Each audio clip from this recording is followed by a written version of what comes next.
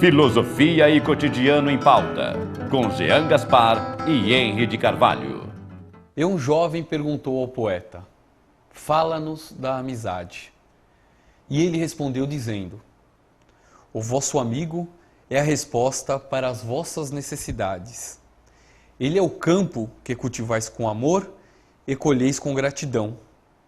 E é o vosso apoio e o vosso abrigo. Pois ides até ele com fome e procurai-lo para terdes paz. Quando o vosso amigo fala livremente, vós não receais o não, nem retendes o não. E quando ele está calado, o vosso coração não deixa de ouvir o coração dele, pois na amizade todos os pensamentos, todos os desejos, todas as esperanças nascem e são partilhadas sem palavras, com alegria.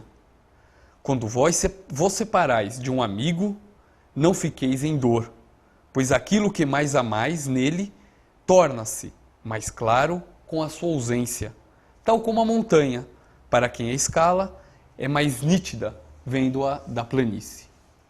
E não deixeis que haja outro propósito na amizade, que não o aprofundamento do espírito, pois o amor, que só procura a revelação do seu próprio mistério, não é amor, mas uma rede lançada que só apanha o que é essencial.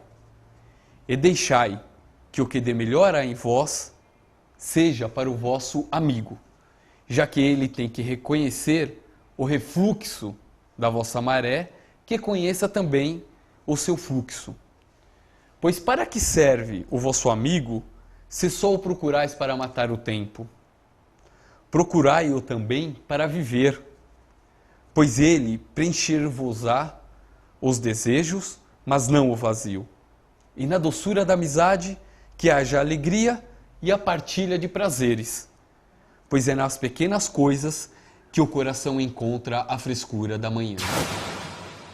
Boa noite, eu sou o Jean Gaspar e está começando mais um Filosofia no Cotidiano, um programa que discute fatos do cotidiano por meio de reflexões filosóficas.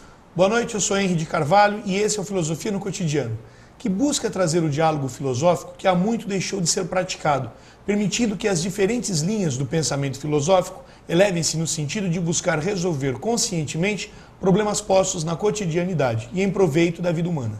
No decorrer do programa, o músico concertista William Gomes ilustra ao som do violão as temáticas a serem discutidas, fazendo um comentário estético sobre as músicas executadas. Filosofia no Cotidiano vai ao ar aos domingos e terças-feiras, domingo das 21 às 22 e de terças-feiras das 20 às 21. A partir da noite de hoje, vamos refletir sobre a amizade. Em um mundo competitivo, tal como nos é dado na modernidade, é possível pensar em verdadeiras amizades? Como cultivá-las, já que na estrutura da vida cotidiana nos são apresentadas grandes movimentações populacionais, falta de tempo, formalidades nas relações interpessoais, falta de comunicação, entre outros aspectos. Colocam em dúvida a sobrevivência do sentido da amizade. Deixar de lado os interesses pessoais e resgatar amizades verdadeiras serão as reflexões que o Filosofia no Cotidiano propõe a discutir por meio de diferentes teorias acerca da amizade. Essa noite, para expor e responder às questões, estará aqui Daniel Pansarelli, licenciado em Filosofia pela Universidade Metodista de São Paulo, UMESP, doutorando em Filosofia e Educação pela USP, professor e atual coordenador do curso de Filosofia da UMESP. Também coautor, dentre outros, dos livros Ética, Política e Cidadania e Filosofia e Modernidade. Na noite de hoje, falaremos sobre a amizade. O que é a amizade? Qual é a importância de uma verdadeira amizade para a cidade e para o indivíduo? Dentro da cidade, os cidadãos procuram a justiça. Justiça elaborada por homens para que as relações dentro da cidade sejam justas para todos. Segundo Aristóteles, as pessoas, quando são amigas, não precisam de justiça. Enquanto, mesmo quando se é justo, elas necessitam de amizade. Considera-se que a mais autêntica forma de justiça é uma disposição amistosa. O problema a ser discutido se dá em torno da justiça e da amizade. A amizade é sempre justa? Ela pode assegurar uma harmonia na cidade?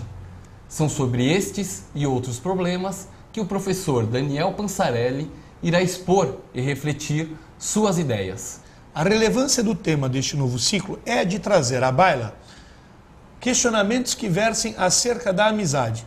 A amizade nos aparece como tema relevante na medida em que o que se vê em nossa cotidianidade é a completa fragmentação das relações humanas. Mesmo não sendo exclusividade de nossos tempos, mas em nossos dias, percebe-se o modo como a sociabilidade encontra-se deficitária, permeada de gestos grotescos, da completa falta de troca das gentilezas e contínuo desrespeito que parecem ter se tornado já uma enrijecida tradição. Na falta de integralidade do ser humano genérico, visivelmente identificável nos indivíduos, tal fragmentação parece ter sido estendida e plasmada nas massas, pulverizando igualmente as inter-relações humanas e comprometendo a sociabilidade enquanto essência do gênero à sua nulificação. O tema amizade busca resgatar os elementos que estão presentes na essencialidade do ser caracteristicamente social da humanidade.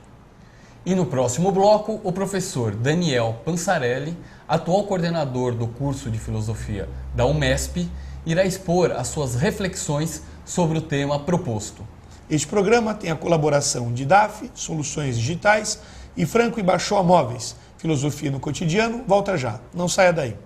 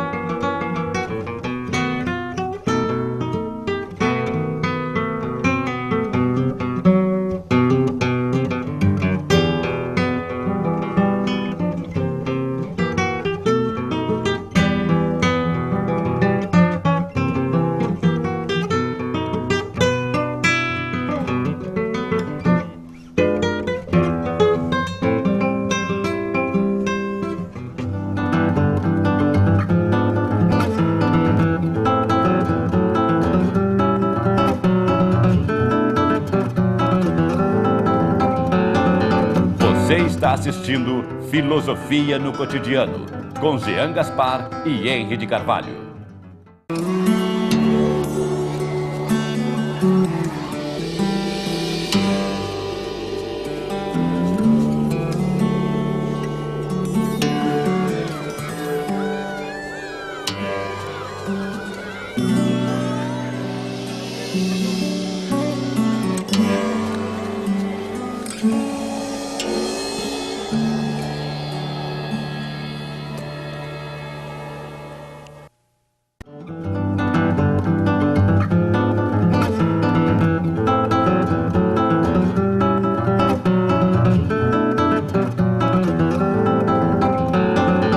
Você está assistindo Filosofia no Cotidiano, com Jean Gaspar e Henry de Carvalho.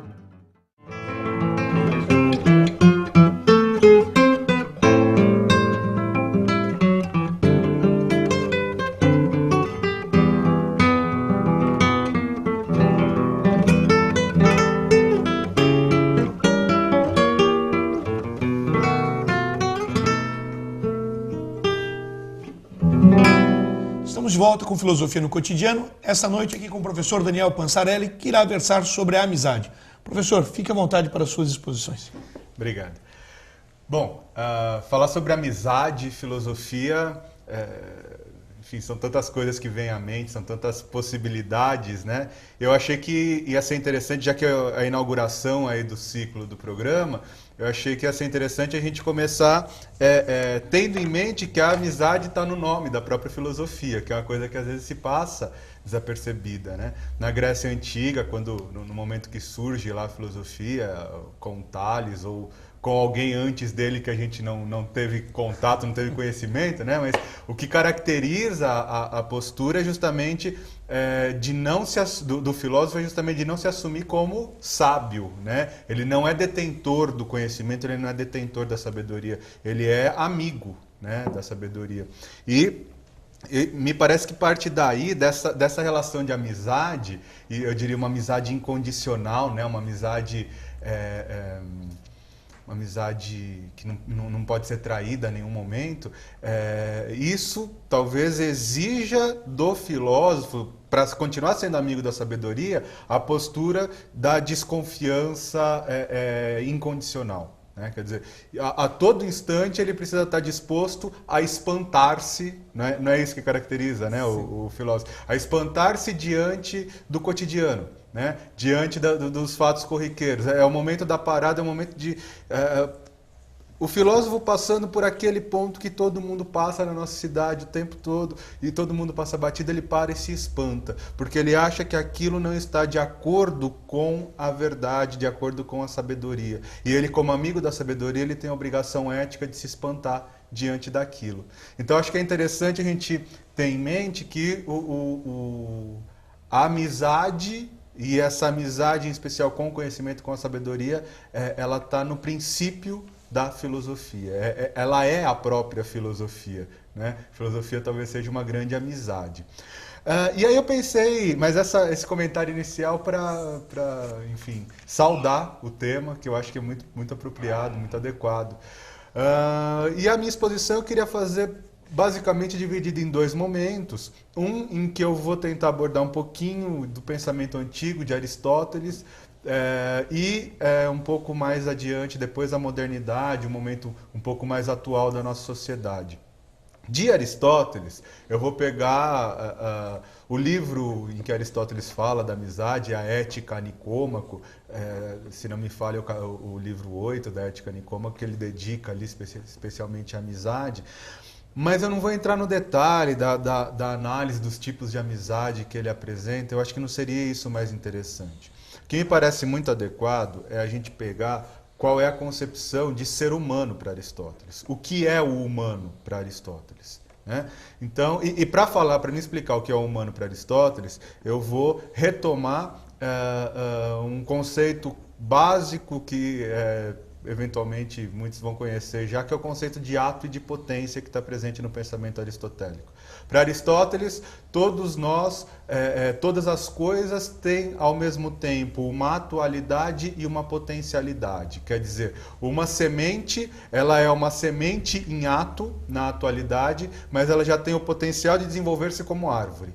A árvore potencialmente já está contida na semente.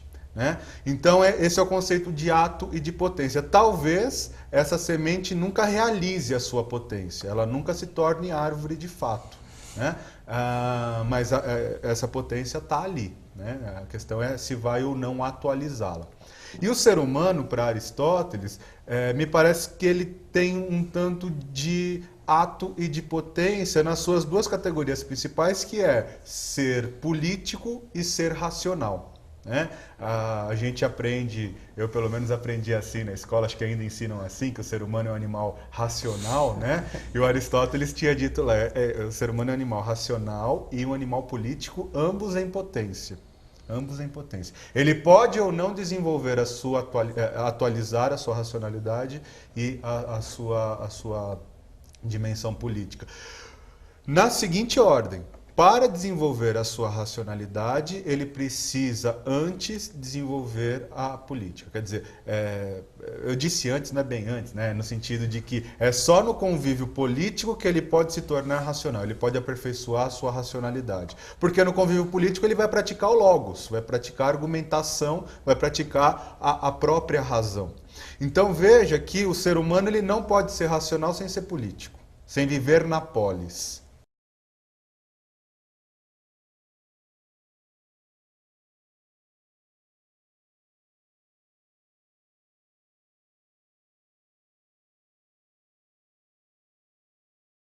Né? E a polis, o que significa viver na polis? Significa relacionar-se com. né? Seja relacionar-se com o mundo, seja relacionar-se com as pessoas que vivem no mundo. E aí a amizade está presente, porque evidentemente que se busca um relacionamento que não seja um relacionamento prejudicial, um relacionamento nocivo, né? Busca-se um padrão de relacionamento que seja evolutivo, né? Acho que tem um bocado disso presente no pensamento de Aristóteles, justamente que o ser humano evolua em direção à sua potencialidade, né? E para evoluir ele precisa viver com os demais, praticar a sua argumentação, praticar a sua filosofia, o seu pensamento, e assim se tornar um ser humano melhor. Aristóteles vai dizer no começo e depois retoma no final da sua Ética a Nicômaco, que a qualidade essencial e primordial do ser humano é a razão. E o melhor ser humano vai ser, ele até brinca com a questão da música, né? Ele fala, todos nós somos capazes de pegar um instrumento e tirar sons dali. Nesse sentido, todos somos músicos. O que diferencia o músico do bom músico é a qualidade e a competência com que ele lida com a música. Não é? Nós teremos uma música competentemente executada aqui hoje. O que o que permite ao ser humano desenvolver-se, então, como ser humano, é ser melhor naquilo que é próprio do humano, que vai ser, portanto, a sua razão. E ele vai depender, então, da argumentação, ele vai depender, então, da sua racionalidade, de desenvolver a sua racionalidade por meio do diálogo e, portanto, da amizade que ele tenha com os outros na polis. E uma outra coisa que é curioso, que é interessante ressaltar aqui, é justamente essa relação de não separação entre o indivíduo, a dimensão individual e a dimensão política. Quer dizer, não havia muito claro, pelo que se entende aí na antiguidade, não havia muito clareza de uma distinção, de uma ruptura entre o meu espaço privado e o espaço político da cidade. A minha casa era a extensão da polis, ou a polis, a cidade, era a extensão da minha casa. E isso significaria dizer que não seria possível, na antiguidade, se conceber o relacionamento interpessoal, né? E eu entendo que esse é o campo da amizade, o relacionamento intersubjetivo, o relacionamento ético, distante do relacionamento político. Né? Não haveria, eram áreas distintas, ética e política, mas não seria possível pensá-las distintamente. Né? Então, me parece que isso dá também uma certa qualidade para a amizade naquele pensamento, no pensamento antigo que eu estou aqui chamando por meio de Aristóteles. Né? Dá uma qualidade de ter uma dimensão ética, quer dizer, é por meio da amizade, da prática da argumentação, da prática do logos que eu vou me desenvolver enquanto ser humano, e por outro lado, com esse meu desenvolvimento eu estou desenvolvendo também a polis. Não há um objetivo privado sem um objetivo público e vice-versa. Né? E essa questão, essa proximidade ética e política, ela vem durante toda a antiguidade, mas ela sofre uma ruptura muito marcante no começo da modernidade. Né? Maquiavel, não sei se simboliza ou concretiza, mas enfim, ele marca a distinção no campo do pensamento político entre o modo antigo de se ver as coisas, em que política e ética estavam imbricadas, e o modo moderno, em que ética passa a caminhar para um lado e política para outro. Né? Os fins justificam os meios, e aí Maquiavel vai dizer, é a máxima, né? Mas no Príncipe ele vai dizer, o que ele vai dizer não é muito amistoso. Né? Quer dizer, o que significa entender que os fins justificam os meios? Significa buscar superar qualquer dificuldade que se passe no caminho para que eu atinja a finalidade política que eu pretendo. Né? E isso vai implicar, por exemplo, em desrespeitar amizades, em desrespeitar panoramas éticos ou acordos éticos ou enfim, posturas éticas que seriam posturas próprias à relação entre amigos. Né? Maquiavel vai dizer umas coisas terríveis ali, né? Assim, se você precisa chamar a atenção da comunidade, se você precisa recuperar o controle, mate 2 ou 3 da maneira mais sangrenta e mais pública possível, chama todo mundo na praça pública para exterminar aqueles sujeitos violentamente para que todos fiquem com medo de você. Né? Aí você resolveu o seu problema. Percebe? A amizade está tão distante disso. Né? Aquilo tudo, aquela integração, aquela noção aristotélica de que eu preciso do outro para me desenvolver enquanto humano e para que eu possa me desenvolver mais eu preciso favorecer que o outro também se desenvolva mais. Isso tudo é descolado a partir de Maquiavel. Né? Isso me parece especialmente importante se a gente considerar que logo depois de Maquiavel, logo depois historicamente, é claro, a gente tem o surgimento ou o começo da consolidação, eu diria, do nosso modelo econômico atual, para usar a linguagem marxista, do modo de produção capitalista. Né? E o capitalismo é um sistema que se desenvolve especialmente em cima da individualidade, né? No sentido ruim do termo, em cima do individualismo. Né? Aquela máxima amigos, amigos, negócios à parte, né? Acho que traz aqui um pouco para a nossa discussão aqui, para o nosso ciclo, como é que se parte de uma relação em que eu nem sequer, lá na antiguidade com Aristóteles, eu nem sequer seria humano se eu não tivesse a amizade, eu não desenvolveria o potencial de ser humano, eu não tornaria ato aquela minha potência, e eu chego agora num momento em que o eu, né, o egocentrismo está tão marcante, presente de forma tão marcante, que eu desrespeito os amigos em função do benefício pessoal. Para fundamentar, na passagem aí dessa ruptura que eu comentei com Maquiavel e para a consolidação do capitalismo, na filosofia tem uma figura que eu considero primordial, que é o René Descartes, francês, considerado o pai da modernidade, né? E que eu acho que a máxima do Descartes talvez seja uma das mais ditas na história da filosofia, se não a mais dita, né? Penso, logo existo.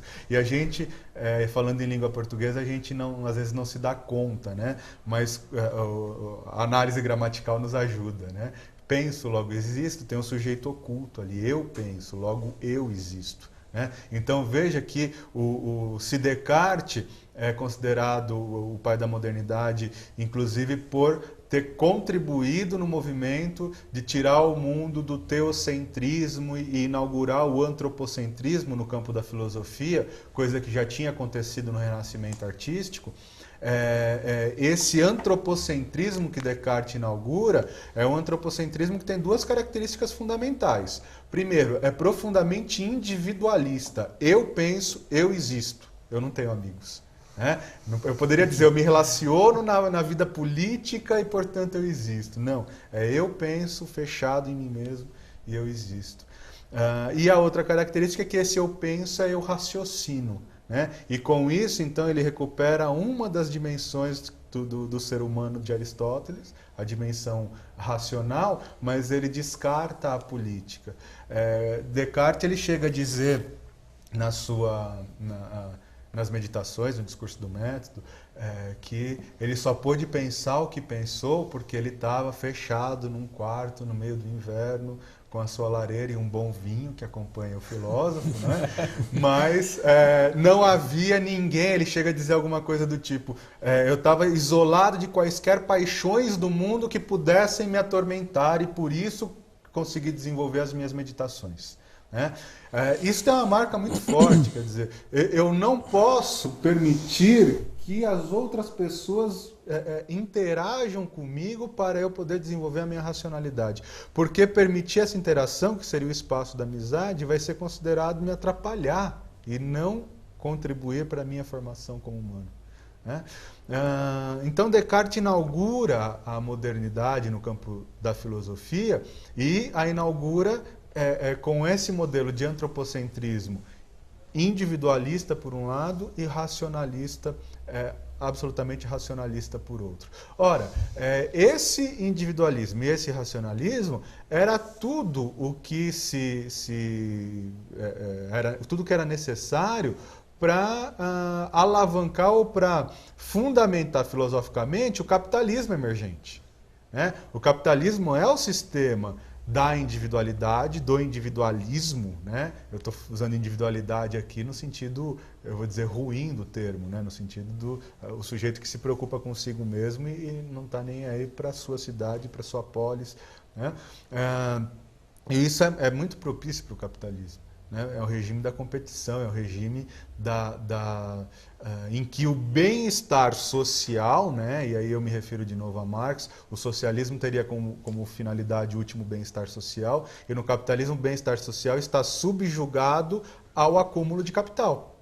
E para acumular capital é muito mais fácil você agir sozinho, você ser ali um franco atirador e achar o seu caminho, a sua via de enriquecimento, em vez de trabalhar para elevar o padrão social da comunidade como um todo, né? E a segunda coisa, o segundo aspecto do pensamento cartesiano que vem como uma luva para o capitalismo é justamente o racionalismo.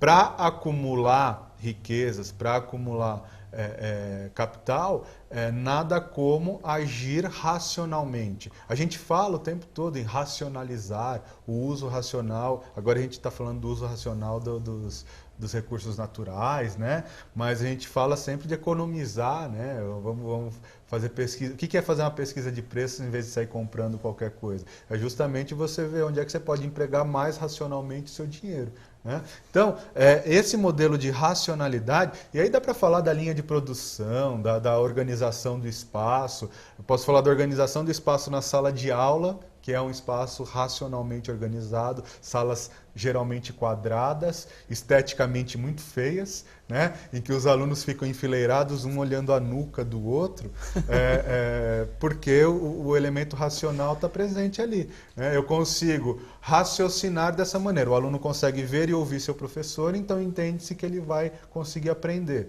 Sem falar que esse é o uso mais racional do espaço, eu consigo colocar mais gente no menor espaço, portanto, eu consigo economizar, racionalizar o espaço, né? Sem se preocupar, por exemplo, se essa é a forma mais adequada da aprendizagem, se essa é a forma que vai favorecer a interação, a interatividade interpessoal, e aí eu trago de novo para a questão da amizade, né? Que me parece improvável que a gente consiga aprender alguma coisa se não por meio de amizades. Sejam elas as amizades mais desinteressadas, né? Como gostava Aristóteles, que dizia que as melhores amizades eram aquelas em que você não tem um objetivo imediatista, né? Eu não vou ser amigo de alguém num momento em particular porque tem um interesse particular ali, mas eu vou ser amigo porque eu acredito que sendo amigo dessa pessoa eu vou conseguir me desenvolver como ser humano, vou ajudá-la a desenvolver, e aí eu crio um processo,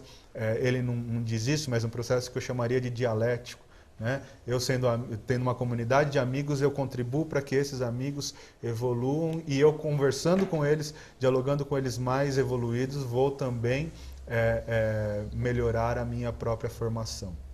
Mas de volta aqui para o mundo contemporâneo, a gente tem a tendência, né, acho que a falar da antiguidade quando fala da filosofia, que é um período, acho que fantástico, né? Mas por outro lado corre-se o risco de de deixar os espectadores imaginando que não tem muita filosofia no nosso cotidiano, né? E evidentemente que não é isso, né? Certamente, eu diria que essa falta de amizade, falta de relacionamento interpessoal que caracterizou toda a modernidade, diferindo daquele momento inicial da filosofia e da filosofia clássica, sobretudo com Aristóteles, essa falta de amizade é o que vem, de alguma maneira, degenerando as relações sociais em geral, e mais recentemente a gente vem se atentando para a questão ambiental, né? É o que vem degenerando de alguma maneira as próprias relações de respeito interpessoal e também de desrespeito planetário, A gente está finalmente, e infelizmente, que o motivo é muito infeliz, a gente está vendo de novo uma necessidade de aproximação entre ética e política, né? Se está entendendo que o uso da política, os usos que foi se fazendo da política ao longo desse tempo todo, desvinculado da ética, quer dizer, esse princípio capitalista sendo praticado década após década, século após século, está levando a uma crise. A crise social já era evidente, muito já se falava, né? O caos social que a gente vive, assassinatos banais, faltas de valores, etc. Agora a gente está chegando num limite último, que é o limite ambiental. E é um limite que tem espaço na periferia e nos grandes centros. Quer dizer, não é um problema que eu posso me isolar vivendo num grande centro. Então, essa falta de valorização dos relacionamentos interpessoais, eu diria da amizade em particular, é o que vem gerando aí, de alguma maneira, uma inversão de valores que vem sendo prejudicial à sociedade há muito tempo e, mais recentemente, a gente vem percebendo como prejudicial ao planeta, né? E eu espero que a gente perceba, espero honestamente que a gente perceba que recuperar a amizade urgentemente, o sentido de amizade, né?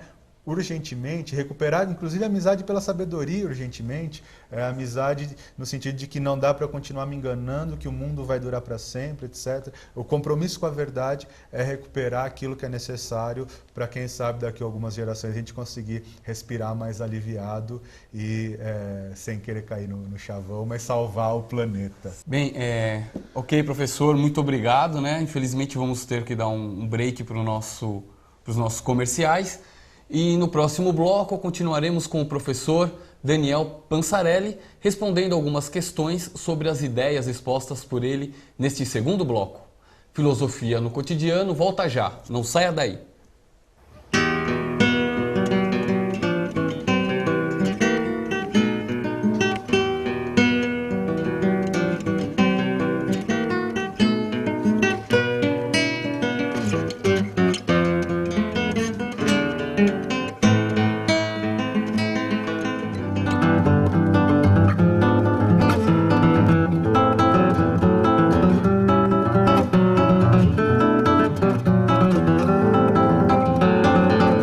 Você está assistindo Filosofia no Cotidiano, com Jean Gaspar e Henry de Carvalho.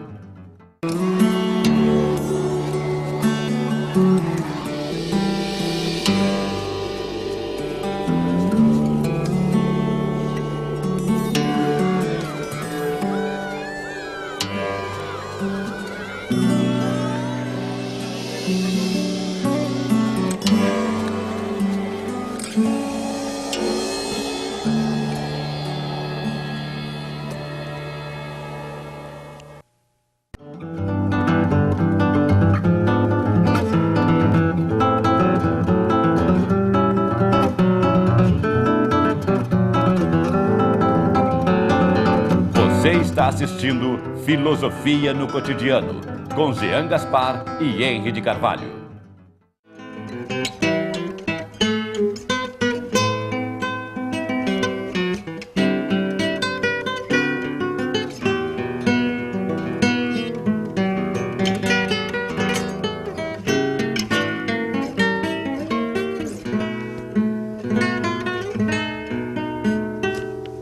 Estamos de volta com Filosofia no Cotidiano.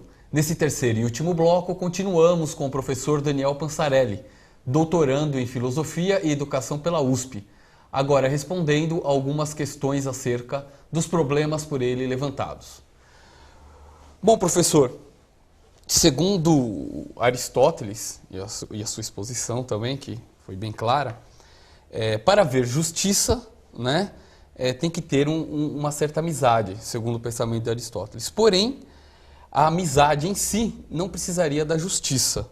Por isso, né, para Aristóteles, a amizade é de suma importância, né, para uma vida justa na polis. De tal forma que o melhor governo, né, para manter essa harmonia da polis seria um governo de uma forma amistosa entre os políticos, né? Aí, no segundo momento, o senhor citou o Maquiavel, do rompimento que se dá ali, né, da ética se distanciando da política, né? Então, o Maquiavel disse que a preocupação, né, na obra O Príncipe, do Maquiavel, é de manter a hegemonia, né, da cidade. Né? O príncipe tem que ter esse objetivo, você até citou alguns exemplos, né? E nos dá a transparecer que as ações entre os homens, né, essa ética, né, por Maquiavel, é basicamente um pouco deixada de lado, né, pelo objetivo, né, onde deve se manter a hegemonia da cidade ali, todo aquele problema que tinha ali a Itália naquela época, né?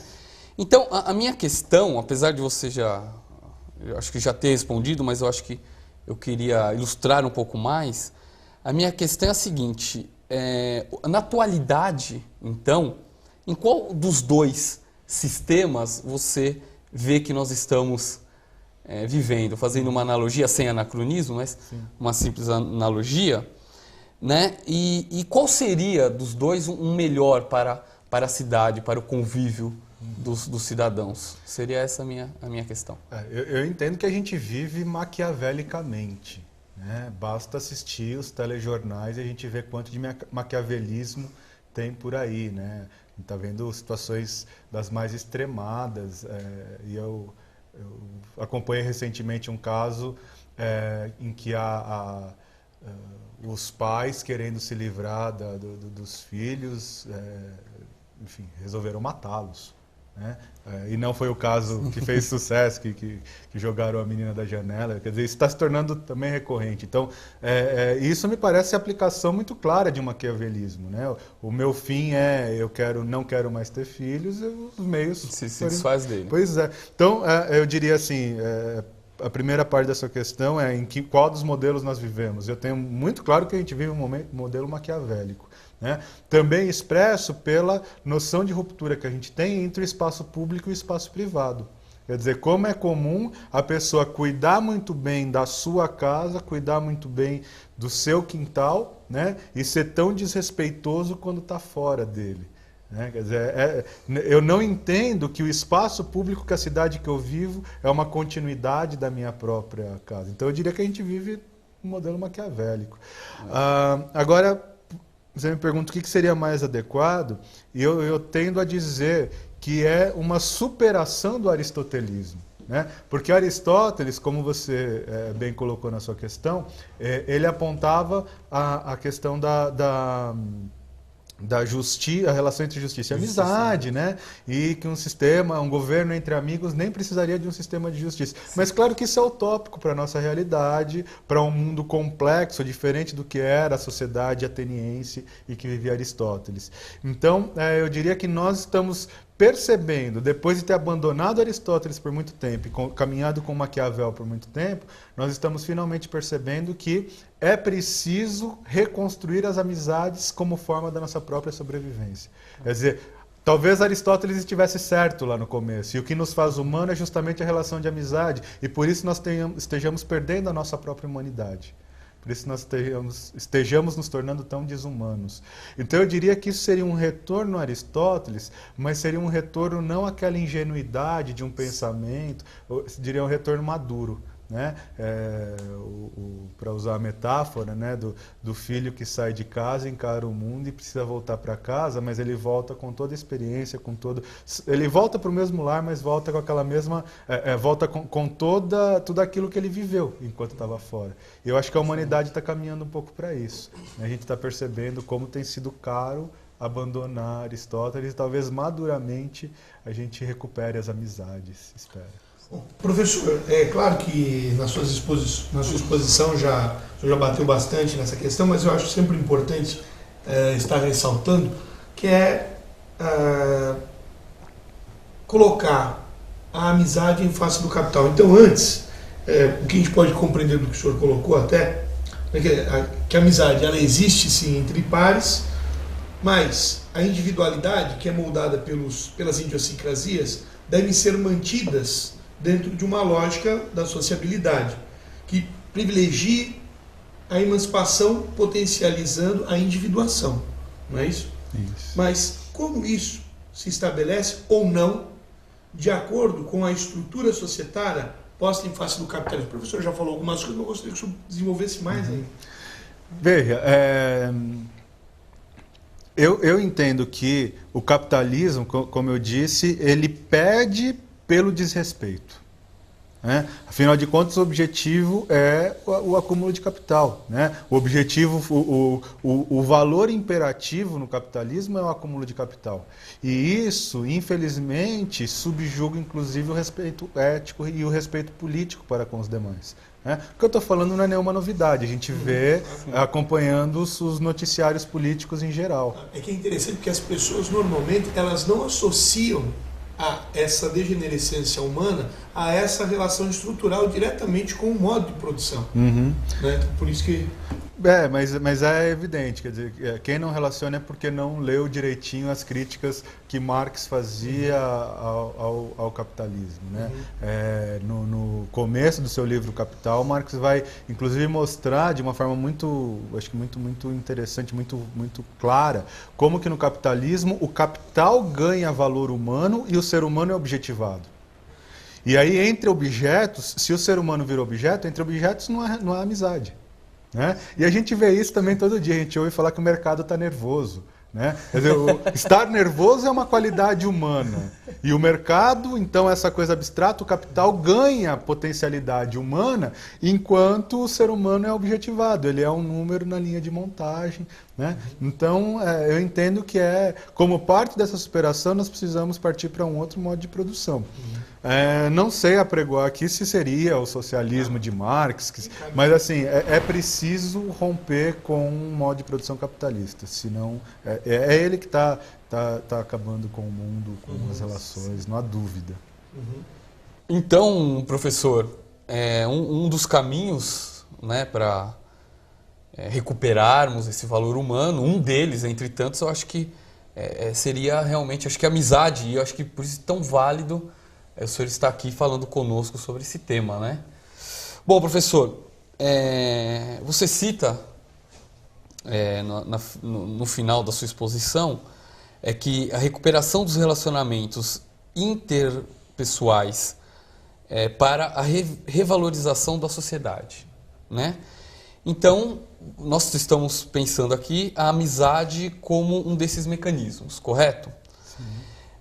Porém, durante do percurso da qual você iniciou falando da filia, né, que seria a amizade ao saber, nesse percurso, acho que dá para fazer essa ligação com a modernidade, né, com a Grécia Antiga. Né? Então, nós tínhamos o amor, que era o eros, a caridade, a ágape, e a amizade, a filia. Podemos dizer que são esses três tipos de amizade ou de amor, né? Que no decorrer de todos esses séculos, ao meu ver, parece que houve uma batalha, né? Onde a filia em si, a amizade, né? Ao meu ver, eu acho que ela saiu perdendo. Porque o amor sensual, o eros, basta nós passarmos uma banca de jornal, a gente vê o quanto o eros está ali aflorado. Na ágape você citou o Descartes, da qual ele também dá uma valorização à questão da caridade, da tríade ali, e abandona um pouco a díade, que seria na questão da amizade.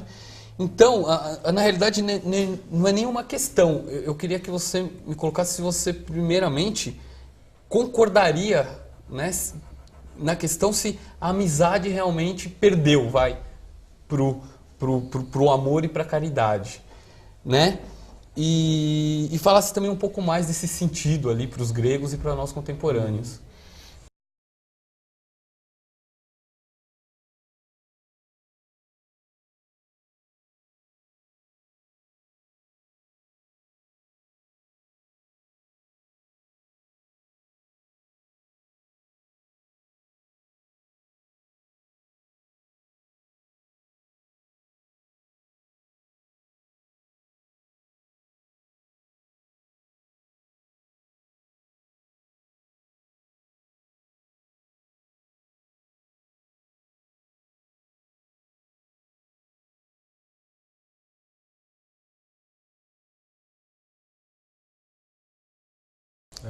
Primeiro que eu acho que quem perdeu fomos nós, né? Exatamente. A amizade é um conceito humano e nós humanos perdemos, eu acho que justamente por separar isso que era não separável, que era inseparável.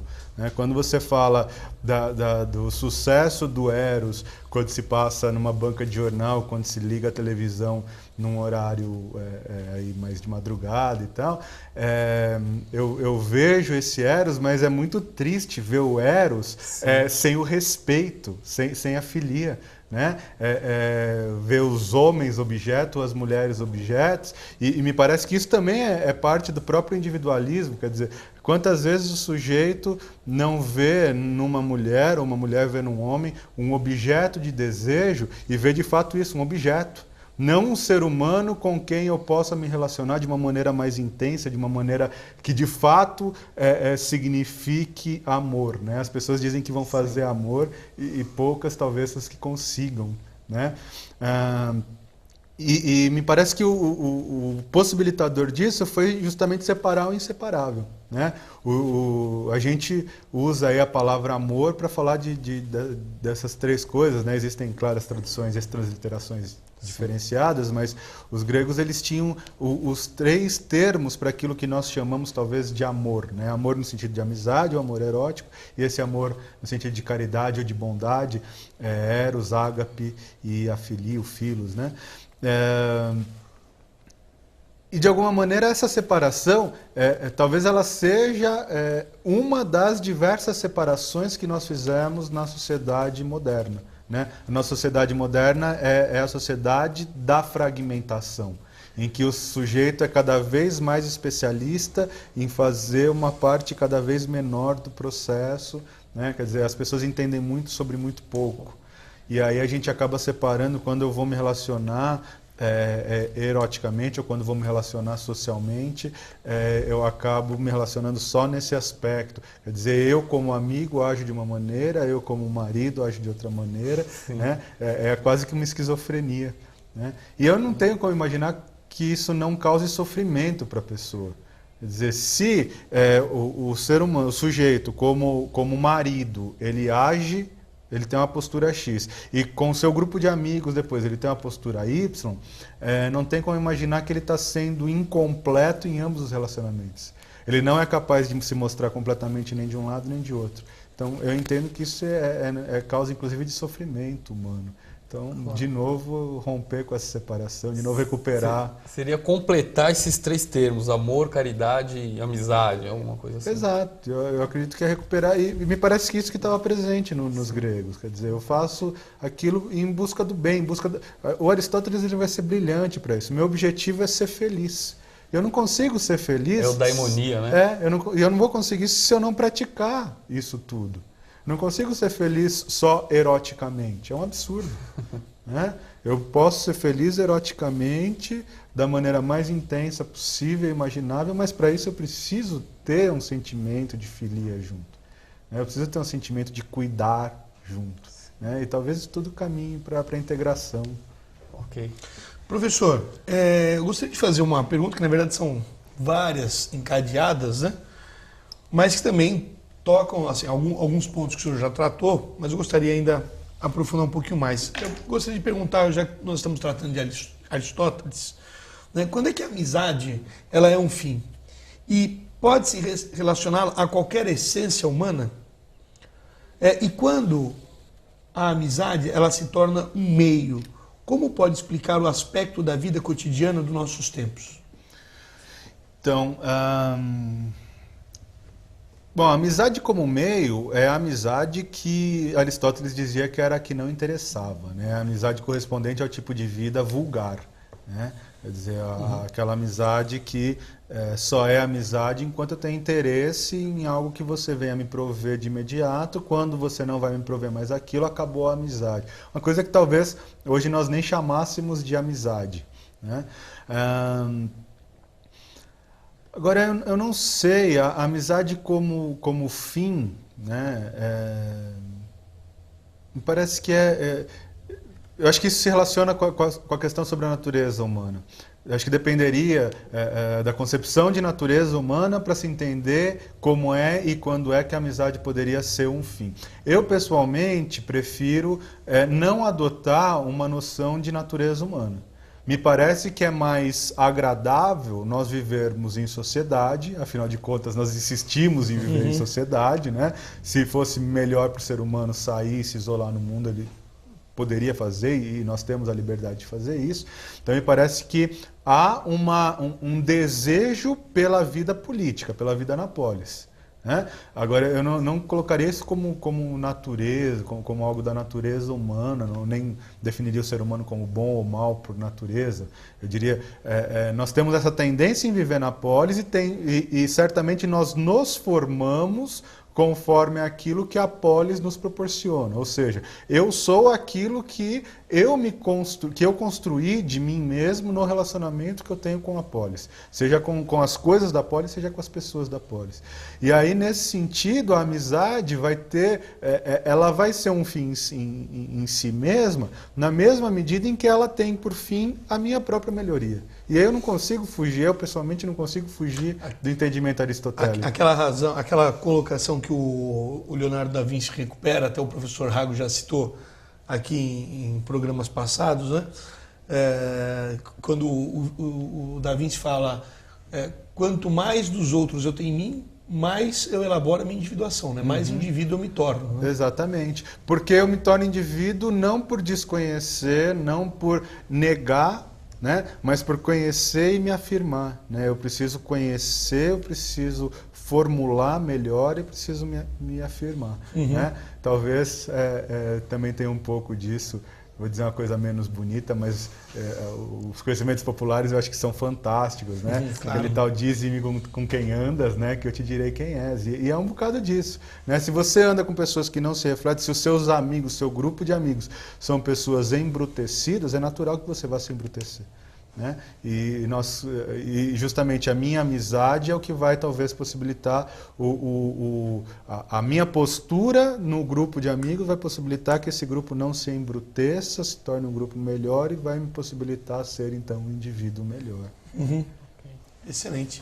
Bem, professor, gostaria de agradecer a sua presença aqui no nosso Filosofia do Cotidiano, gostaria de já lançar aqui o convite para futuras discussões. E, professor, é costume da casa, sempre no final, nós temos um comentário estético do professor e concertista aqui, o nosso músico presente, o William Gomes. William, pode ficar à vontade, então, para a sua exposição. Bom, escolhi para este programa uma música do repertório popular, que traz na sua poética a temática da amizade. Neste caso, a música Amigo é para essas coisas, do compositor Silvio Silva Júnior e Aldir Blanc. No entanto, ao ser arranjada por mim para violão solo, ela perde o status da palavra cantada e resta a música pura ou instrumental, privilegiando o melos, que derivou anteriormente da poética. A letra dessa música, de onde derivou a melodia por mim harmonizada, traz um conteúdo que versa sobre a relação desinteressada entre dois amigos que, num diálogo, expressam afetos diante de determinadas venturas e desventuras humanas experimentadas por ambos. Busquei trabalhar artifícios dissonantes para expressar os momentos de desventura e os consonantes para expressar os momentos bem-aventurados. Bom, William, obrigado pelos seus comentários. Estamos encerrando mais um Filosofia no Cotidiano. Gostaria de agradecer a presença do professor Daniel Pansarelli, atual coordenador do curso de Filosofia da UMESP. E quero agradecer também aos telespectadores que nos acompanham pela TV Cantareira. Visite nosso site www.filosofianocotidiano.com.br e envie sugestões e críticas e perguntas para o nosso e-mail produção@filosofianocotidiano.com.br. Gostaria de agradecer aos colaboradores desse programa, DAF Soluções Digitais e Franco e Baixó Móveis. Boa noite e até o próximo domingo. E a você que nos acompanha pela TV Cantareira, fica então o convite. Acontece no Espaço de Cultura Humanista o grupo de estudo sobre política, que está sendo orientado pelo professor Henri de Carvalho, quinzenalmente aos sábados, às 14h30, na sala 211 da Unifig, Rua Solon Fernandes, Vila Rosália. Ele é aberto ao público. Lembramos também que que você pode assistir ao programa Filosofia no Cotidiano pelo portal da TV Cantareira, no mesmo horário em que ele é transmitido no canal 12. O endereço é www.tvcantareira.com.br. Boa noite e até o próximo domingo.